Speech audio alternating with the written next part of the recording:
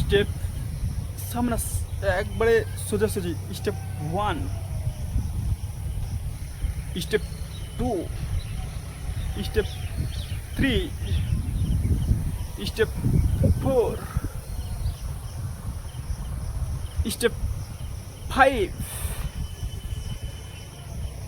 Step 6,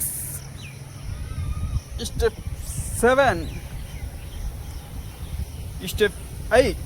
तो so guys आज का ब्लॉग स्टेप 6। तो nice blog video and new trending already তো ফানি।